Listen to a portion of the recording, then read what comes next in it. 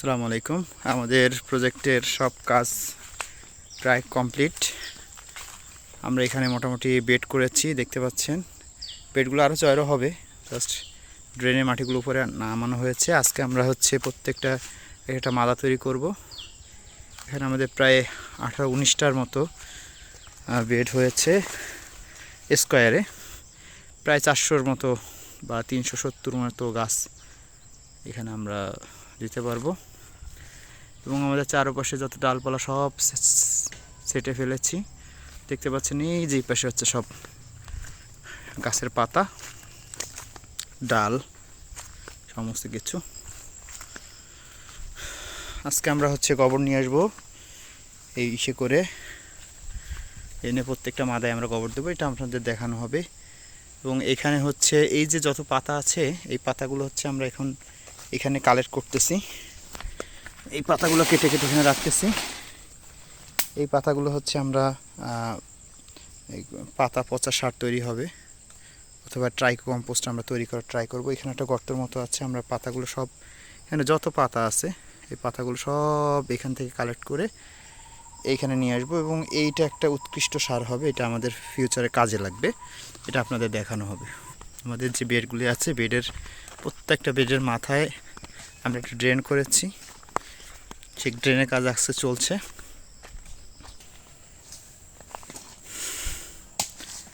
এটা ড্রেন। আমাদের এই বেড থেকে এই প্রত্যেকটা বেডের পানি আমাদের এই মেইন ড্রেনে আসবে। এবং এই মেইন ড্রেন থেকে আমাদের বড় একটা গর্ত আছে, এই গর্ততে পানিটা চলে আসবে। এখান থেকে আমরা জমির বাইরে এখানে একটা পাইপ দিয়ে বের করে দেবো, ওই যে পাশটায়। এদিকে আমরা এখানে একটা রাস্তা আছে, রাস্তার অপোজিটে পানি বের হয়ে যাবে। এই ড্রেন, একটা থেকে একটা ডিস্টেন্স, এই খুঁটি থেকে এই খুঁটির ডিস্টেন্স 6.5 ফিট। তার মাঝে একটা ড্রেন, ড্রেনটা প্রায় 1 ফিটের একটু বেশি আছে, 1.5 ফিট বা 2 ফিটের মতো। এবং একটা গাছ থেকে আরেকটা গাছের ডিস্টেন্স হবে 6 ফিট। এখন আমাদের তাওয়া কোপানো হচ্ছে, আমাদের গোবর আনা হয়ে গেছে।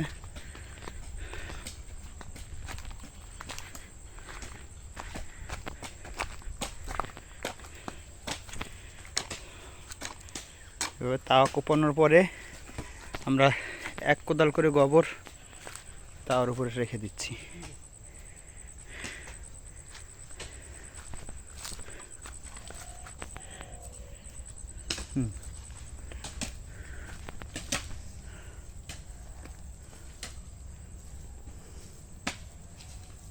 এটা শুকায় যাবে, আমরা এখন থেকে 15 দিন পরে এখানে গাছ বসায় দেব।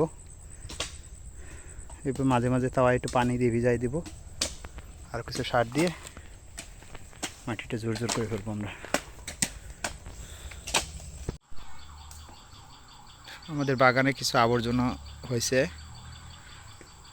আবর্জনাগুলো আমরা জ্বালিয়ে দিচ্ছি। এটাও খুব ভালো একটা সার, এটা অনেক ক্যালসিয়াম আছে এটাই।